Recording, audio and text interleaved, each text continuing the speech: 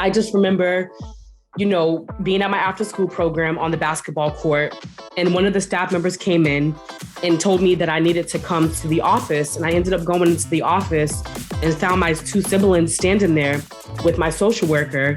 And that is actually where we found out that we were going to be leaving my mother's house.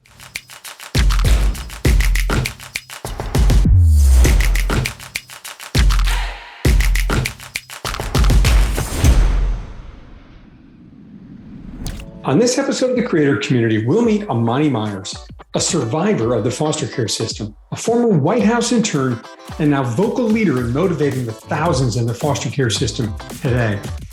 We'll learn how Amani and her siblings were separated from their mother twice and then each other, and how this separation led her and her sister to going down incredibly different paths in life with very different endings. We'll follow Amani's journey of finding the power in her voice and using it to help so many. She continues her mission today to help children navigate the foster care system and has written her book, You Are the Prize, to inspire others by sharing her journey of self-discovery and survival. Check out the show. Welcome to this third season of the Creator Community. This is a podcast series from book publisher New Degree Press, or NDP. I'm your host, John Saunders, founder of Forward Advisory Solutions. This show is designed to celebrate, elevate, and showcase many of the incredible authors that have published their books with NDP. This year, 2021, NDP will cross over 1,000 published authors. In this show, we get to know the authors and their books, as well as give you a behind-the-scenes look at their journey. We'll find out what it takes to bring a book from an idea to being available wherever you buy books online. It's no easy task, nothing worth it ever is. But with solid structure, coaching, and community, it's very much attainable. Today, I have with me Amani Myers.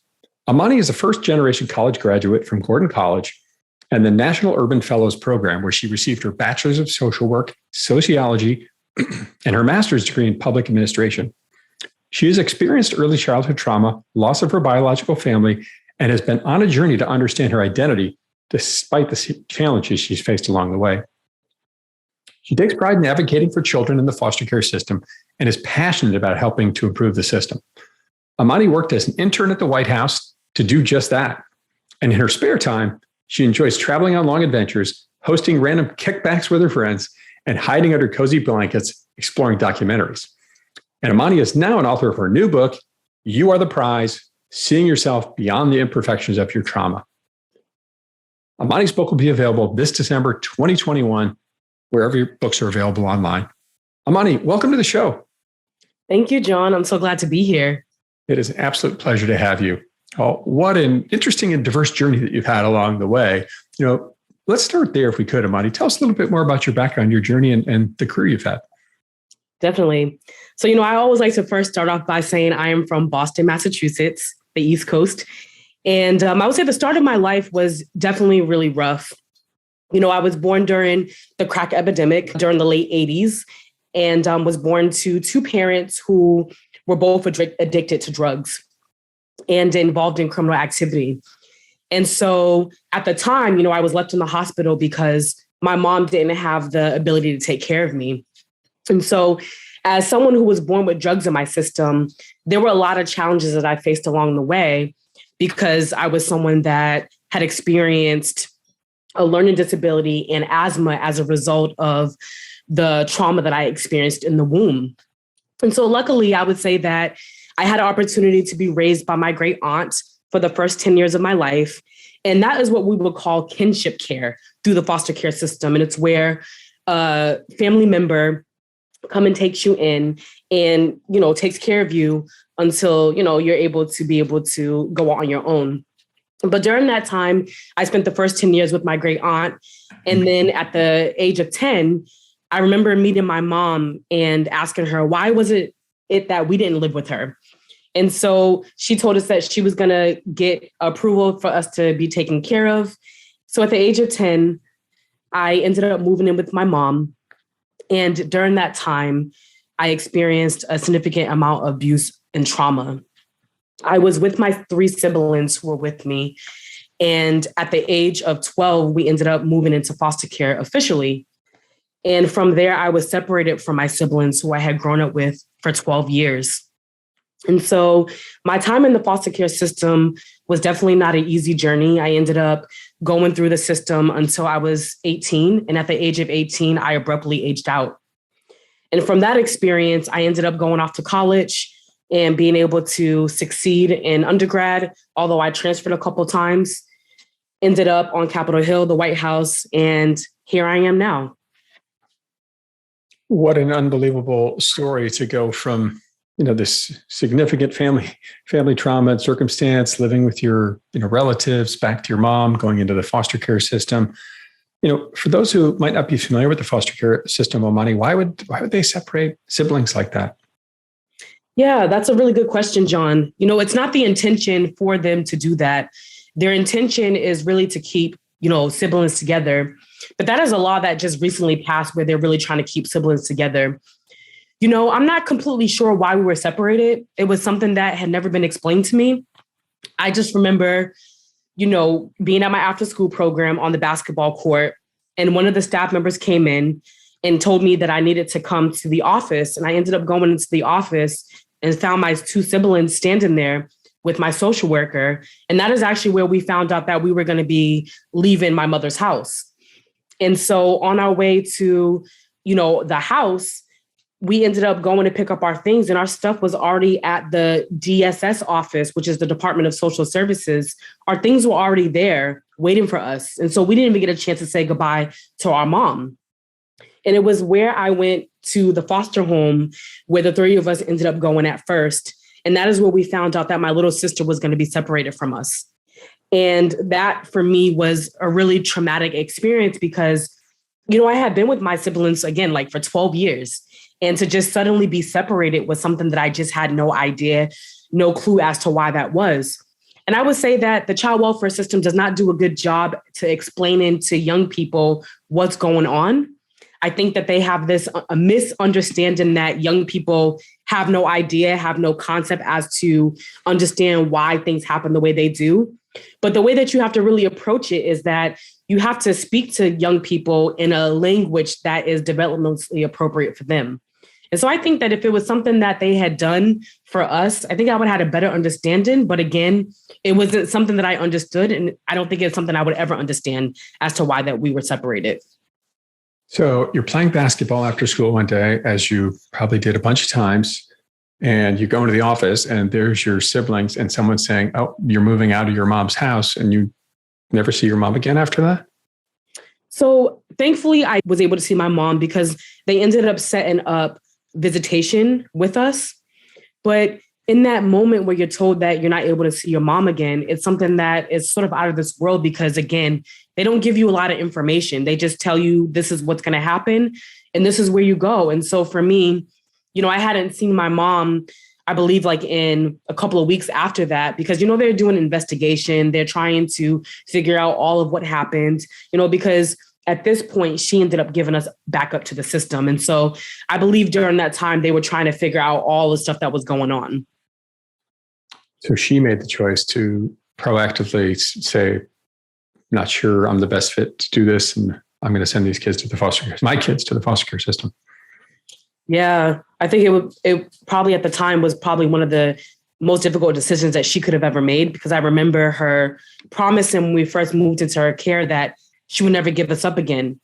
And so to sit in that assurance that I'm not going to be ever given up again, and then to one day find myself back where I started, it was something that was really difficult for me to understand, as a kid, and as an adult, one of the things that she said was, she no longer wanted to hurt us anymore.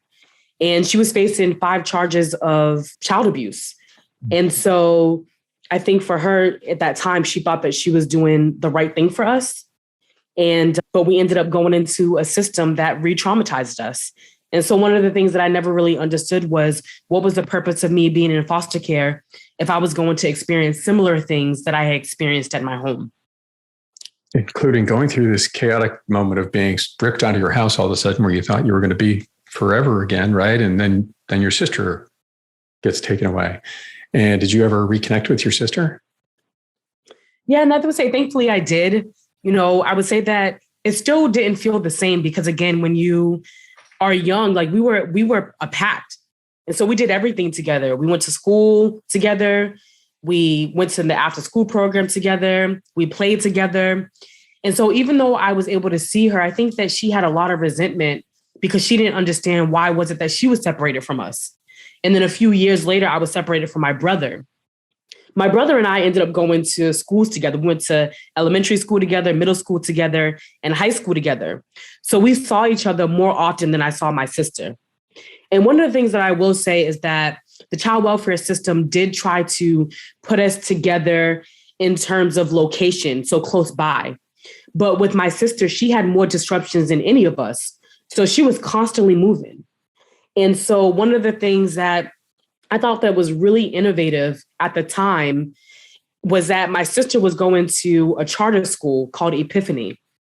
And I remember her teachers there noticed that, we were really close and we spent a lot of time together. So what they did was that they facilitated time so that I could go to the school during my sister while she was at school to go visit her. And so that was one of the ways that we were able to stay connected. But as time passed on, as you all will hear and read through my book, is that, my sister had a more divergent path where she decided to go another pathway and I sort of went another path. And I think that for her, the trauma that she experienced was so significant that it was really hard for her to bounce back. And so I would say that over time, our relationship in some ways really much sort of diverged as well. But at the heart of it, we were still best friends. That was my little sister. We were road dogs. So someone found a creative way to keep you together, which certainly innovative, I think was the word you used. I would call that brilliant. And given the circumstances to have you some scheduled time together. And you said you went on divergent paths. So you ended up going on an internship to the White House. Where did your sister head off to? Unfortunately, my sister ended up turning to the streets where she was involved in substance abuse. She was also in a DV situation that she was not able to get out of. She had significant mental health challenges. And while she was on the road of, going to school and going to detox programs, again, I think that the time that she had, because again, she went through more homes than we did. So she had a lot more instability. And so I think that it led her to turn toward this really inward and downward spiral. And one of the things about my sister was that, you couldn't really tell her anything. She was someone that, even though she was my little sister, people thought that she was my older sister because she was really a boss. And so she did what she wanted to do. And it was really hard to direct her in the way that you would want her to go. And now that I look back at it, I understand why. But at the same time, I really am sad that she didn't get the shots that I got, and I think that we both deserve to have that. And it was something that she looked up to me about. She would always say, I brag about you to my friends, that you worked at the White House and, you're my best friend. And I know that she really looked up to me and I know that she really was trying to do better. But I think that with the amount of challenges that she was facing, it was really difficult for her. I believe it. I mean, it's heartbreaking to hear you say the word homes and very casually, because that's the experience that you've lived, right? And it's hard to me imagine living in more than one home as a kid growing up. And, you lived in several with different families. And what an extraordinary challenge. And here you are, you survived it.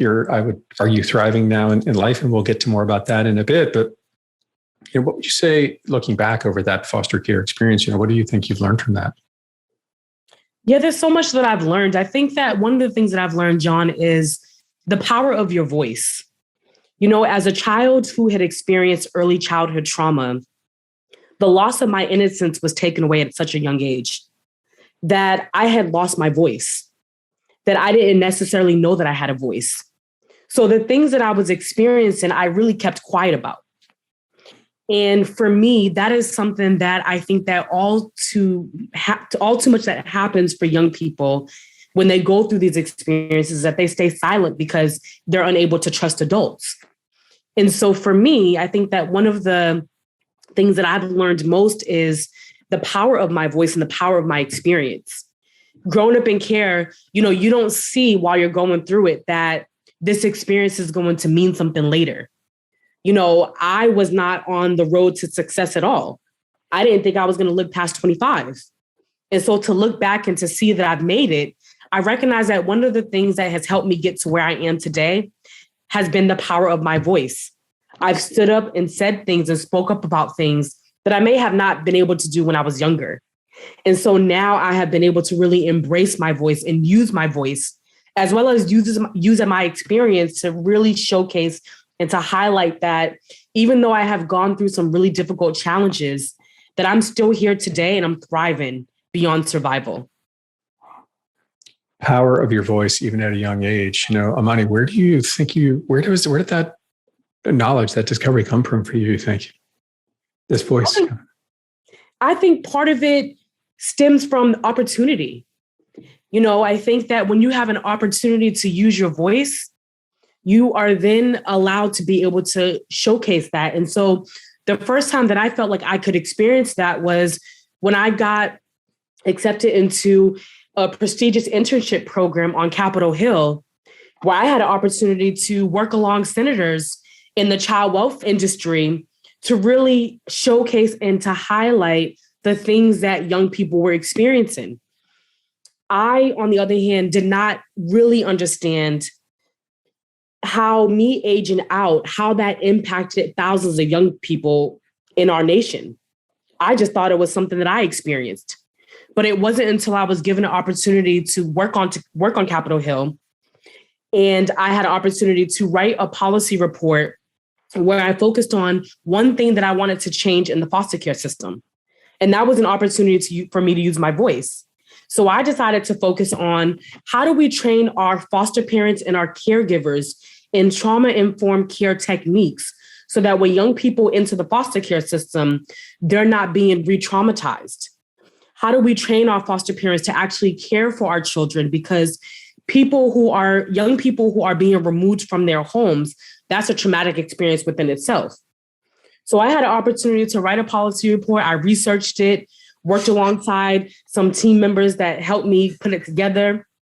And I was given an opportunity to present my policy recommendations to both members of Congress and the White House Domestic Policy Council, where I shared recommendations on how do we ensure that our foster parents are trained. And the senator that I was working with actually picked up my bill and turned it into draft legislation. And it was in that moment that I recognized that my voice meant something within my experiences.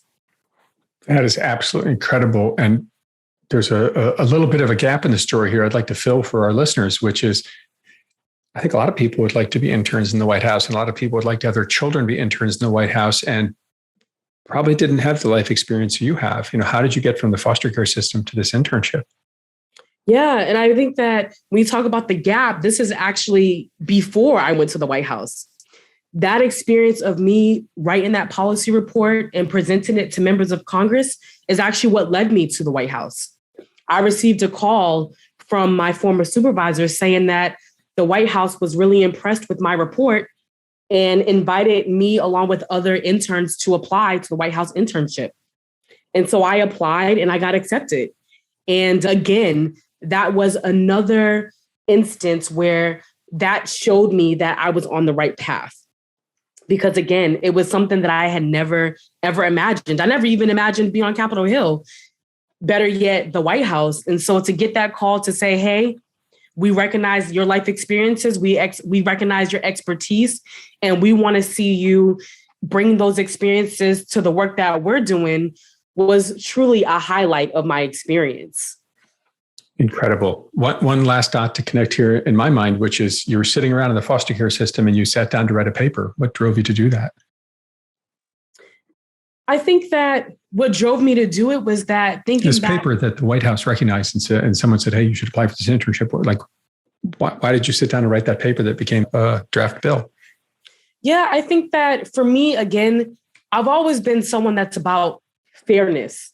And for me, growing up and recognizing the things that I experienced, having a foster mother chain lock the fridge to prevent me from eating was enough for me to write a policy report to ensure that no other young person had to experience what I've experienced, because that's not humane. And I truly believe that we were all born with worth, dignity, and value, no matter what. And we all should live up to that. Somebody chained a refrigerator on you so you couldn't get to the food. That's mind-blowing. And, again, here you are, having gone through that and survived and now thriving. So you grew up in the foster care system, started to realize you had this voice you had to have out there and you needed to help. So you've been supporting and helping others for many, many years, and now and trying to be the voice for yourself and for them. And now you found yourself with a book, right? You Are the Prize. So what is You Are the Prize about, Amani? You Are the Prize. The title, I first want to say, stems from my little sister. Unfortunately, she passed away. She ended up taking her life. And I remember before she passed away, we were on the phone and she said to me, "Sis, always remember that you are the prize." And it's something that from a young age, I did not get to see or experience within myself. And it has taken me to become an adult to recognize that I am the prize. Because when you come into a world that wasn't quite meant for you in the way that you came in, and society has placed all sorts of stereotypes and expectations on you. I was told from a very young age that, Amani, you could end up like your mother and father. And so that pressure of having to live up to that was all that I saw in my past. So I never really saw myself as the prize. I saw myself as a burden. I saw myself as a mistake. And so this book is really about embodying and sharing my story about the things that I've had to navigate, the things I've had to overcome, the adversities that I've faced, and how those adversities have shaped me into the person that I am today, the experiences that I've had, while also being able to see and to show not only myself, but young people that no matter what you've gone through, you are the prize. And so for me, that's also a way to honor my sister's legacy, because she didn't have a chance to share her story. She was also someone that wanted to write a book. And so I really wanted to be intentional about creating something that was honoring to her memory, as well as honoring to my life. And to also bring about awareness for other young people who go through the foster care system and feel alone, who don't feel like they're the prize. We were all born whole. And some of us don't get to experience that wholeness because very early there were cracks in our lives. But it doesn't take away from our innate wholeness. And that's really what I'm trying to get our readers to see, is that not only are we whole, but that healing is a lifelong journey. I'm still healing from the traumas that I've experienced. And it still doesn't take away that I'm still the prize. Still healing and still celebrating your sister. And I mean, what a brilliant comment to make, particularly given the circumstances you all were living in. I'm sure at the time, even more challenging than they've been at other times, for her to have that moment of awareness. Sounds like just a brilliant young woman. So sorry for your loss. Thank you.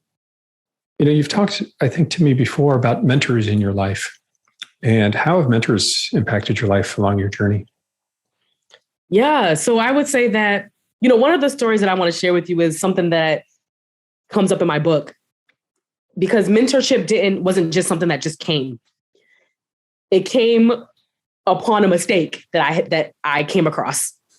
So when I was a senior in high school, I was, looking for attention and vibing for attention and trying to figure out my life. So I ended up tagging the walls. And in the middle of me tagging the walls, my new high school teacher came out and saw me and caught me drawing graffiti on the wall. And he said, "Hey, get back here." And I ran away from him. And about an hour later, I was met by the school police, who ended up bringing me to the new principal's office and the teacher's office, who was like my first time meeting. And I remember sitting down with my head down, because I did that often when I was, feeling shame.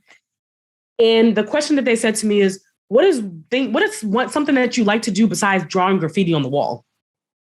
And at the time, I wasn't sure. I was a senior in high school. I had been already hit with so many different suspensions. I was on my last leg before may have been expelled. I was not on track to graduate high school. I hadn't passed the standardized test in order to even apply to colleges. So my life was just sort of in disarray. And it was them seeing beyond what I had done. They looked beyond my behavior to get an understanding of why I was doing what I was doing. And as they learned that I had grown up in foster care, my high school principal recently said to me, she said, Amani, you were a student that went under the radar and you were someone who was lost and no one looked after you. And so they immediately took me under their wing. They made sure they put testing in place for me to practice. They met with me to work on college applications and writing essays. They were there to advocate for me when a guidance counselor told me that I shouldn't apply to colleges. And they were with me throughout the whole entire time. And so throughout that time, our relationships have been built and they're still in my life today. And so for me, mentorship has been about cultivating the relationships in my life and really leaning on and seeking support because I realized that I can't do it alone. I need to have people in my life that can help steer me in the right direction. And so those mentors have also helped me. I remember one mentor had told me, Amani, never allow your past to dictate your future. And that quote stood out to me for so long, because for so long, I thought that my past did define my future. And so in so many ways, how people were able to pour into me, to speak truth to me, to say, Amani, you are smart. Amani, you are brave. Amani, you're courageous.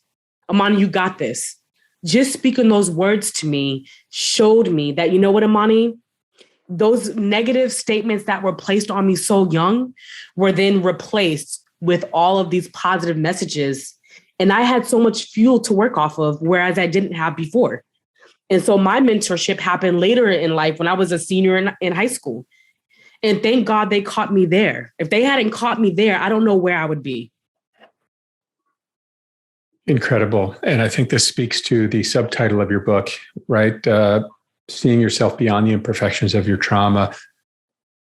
And holy cow, what an unbelievable level of support. And thankfully for them that they recognized, hey, let's treat the person, not the symptom here, if you will, and really help this young woman who we see potential in, or maybe didn't see potential in, but they were trying to unearth your passions, your interests to help give you a new direction. It sounds like they did that. And what a powerful story about how we can impact young people's lives in many different ways.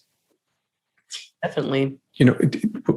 Obviously there's a huge story about your sister here and supporting the journey you're on. Was there anything further, the passion, the energy, the why behind your book that you had to get this out there?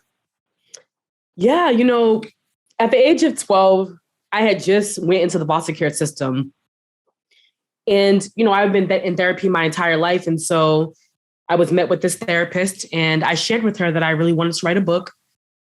I wanted to start off and really share about my life and the details that I had experienced, because at that age, I knew that even at that point, there was something that I needed to say. And I started the book journey, but then as I had experienced different traumas and different anxieties and really trying to navigate through foster care, because you don't just go through foster care, you have to really survive through it. And so in that moment, it was that survival became more important to me than writing the book. And as I got older and I began interacting with more and more people, they would always say, Amani, when you're writing your book, you got to write your book. You have so many stories to share. Why don't you share it? And so for me, I was actually sleeping. And you know how sometimes in the dead middle of the night, when you have like some of those great ideas, it was like one of those nights I had woken up and the feeling of me writing a book and starting that journey and that process was heavy on my heart. And so the next morning, I actually had a call with one of my mentors. And I was really afraid to tell him that it was something that I wanted to do because I can be pretty indecisive. But I said, Amani, take the risk and just tell him. And so I said, you know what, Russ? He's one of the co-founders of Idealist. And he had said, I said, Russ, I really want to write a book. And he said, oh, wow, that's funny that you say that because I just received an email from a professor at Georgetown, and he just put out an ask for people who are interested in writing a book. This program is for first-time authors. He sent me the link and I immediately applied. And that is what landed me on my book journey as to where I am today. So your life's work here, right? You started writing this book years ago. It took quite a pause, but then again, thanks to some great mentorship and guidance and opportunities. One of my favorite thoughts, I believe in luck. The harder I work, the luckier I get, and it certainly sounds like that's been the case for you. And along with this guidance, and what a great story about people helping others, reaching out. Right? None of these people had to help you, but they chose to do so and helped you see the opportunity or the prize in yourself. And here you are. How would you say, Amani, that this book and this book journey has changed you? Yeah, I would say that this book journey has changed me in ways that I just never imagined. No one really talks to you about the pains of writing a memoir, because I was an academic writer. And so, in academia, they don't really want to hear about emotions. They really want to hear about facts. Leave the emotion out of it. But when you're writing a memoir, they really want the raw emotion. They want the feelings. You want to be in tune with the book. And that was one of my greatest challenges, was really trying to get in tune with my emotions around the experiences that I was facing. I am a public speaker, so I speak about my life all the time. But writing a book is just different because, again, you're writing scenes. And so the book changed me in so many ways because as a child, as I was going through these experiences, you think about your experiences as a child. But as an adult, you're thinking about it as an adult from an adult perspective. And so for the example that I can give is even just thinking about, my mom. I was so angry with her for so many years for giving us up. But to then think about how at that time period, if you were born with drugs in your system, at that time, they were not giving you to your parents. You were going to be automatically shipped to the child welfare system if you didn't have family members. And so having that understanding that it wasn't just completely my mother's fault, that there were other things that were involved in it, gave me a different perspective. And I had many of those perspectives as I was writing. And so there's just been this tug of war with my experiences, wow, even just thinking about my great aunt and how she didn't spend a lot of time with us emotionally. And part of that was because she was busy as a daycare provider, taking care of other kids. And as a kid, you might take it as she didn't love you. But as an adult, when you have other responsibilities and things like that, you think about it differently. And so this book has changed me in a way for me to see outside my experiences and to gain a better perspective of why I arrived as to where I arrived today. And I was able to see a lot of the linkages. I was able to see how my life story just connects. And yeah, it's been a really powerful, it's been a really life-changing, life-giving experience, to say the least. So walking back through this, I'm sure many times painful journey and reliving these stories actually gave you the chance to take a more objective perspective on the journey you've been on, and maybe offer you a little forgiveness for some of those along the way that maybe you felt hurt you. That's so powerful. And certainly I hear a lot of self-awareness that has developed in your life, and just some incredibly thoughtful ways you've think about and reflect on some very challenging times in your life. Thank you for sharing that. Have there been any unexpected positives that come out of the book for you so far in this journey? Yeah, I would say that there have been a lot of unexpected positives. I would say that the first one has been, first of all, my support system. To see how many people backed my book was an unexpected positive because, when you're raising money for something, you always get nervous about whether or not if someone's going to be able to support you or how they're going to be able to support you. So to see that my tribe fully came forward to really support me was really an unexpected positive. I was really grateful for that, to see that there were so many people who backed me before there was even a product out. And you fully funded the book in the pre-sale campaign, right? The publishing. Yes. Incredible. And yeah, and so that was definitely an unexpected positive that I've had.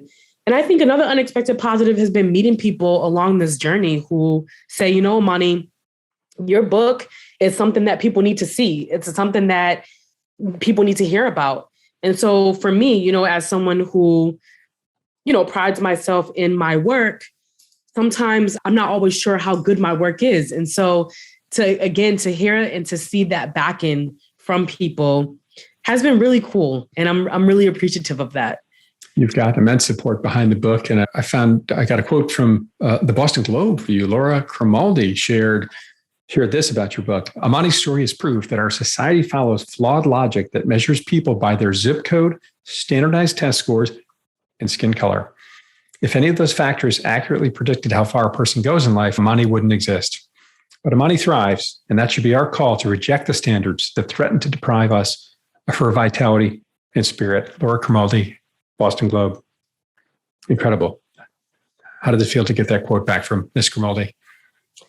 You know, I think it felt really incredible because actually in 2007, when I was going off to school, she ended up interviewing me for the Boston Herald. And the title of the story was One Student's Path to Achievement. And it shared that very story about how I went from, you know, not being able to pass the standardized test to ended up being able to pass the standardized test and get into colleges and to be able to thrive and graduate from high school. And so to hear her words, it's just really enlightening and really powerful that she still feels that way years later. So you've known her for a while. She's been supportive all along the way and now really celebrating your new book and so powerful. So what's a key message, Amani? I think we now know you are the prize. What is a key message you'd like the world to take away from your book? I would like the world to take away from this book is that you may have started out on this journey on a path that has been unexpected for you. At the age of 12, I walked into my foster mother's room with tears in my eyes, and I asked her, why did God create me? And she said, Amani, there is a plan and there is a purpose for your life. Just continue to hold on. And I continued to hold on. And at that time, while I was not able to see myself as the prize, I can say today that I see myself as a prize, that I'm embodying that. And I want every person to know that no matter what you've experienced, the trials, the tribulations, the challenges, the hardships, the losses, the grief, there is hope, there is light, and there is goodness at the end of the tunnel. Continue to embody and to embrace yourself through those moments of hardship. Because when you come out of that experience, you're going to come out more stronger, you're going to come out lighter, and you're fully seeing and understanding that you were created because you are the prize. What an incredibly powerful message to share with folks out there. And what an inspiring message for so many. I have to think, Amani, not many have lived through and survived all the challenges you have, as you said it earlier. Thank you so much for sharing this story with us and your message of inspiration and hope for so many out there that are facing challenges and not always sure there's light at the end of the tunnel, but certainly you're a great and living example of that. Amani, what is next for you and the book journey? Yeah, well, the book is finally coming out December 2021. I had a few setbacks. It was supposed to come out in April 2020, but it's here. And I really plan on and would like to go on some book tours, some speaking tours, really wanting to speak to young people that are involved in the child welfare system, the juvenile justice system.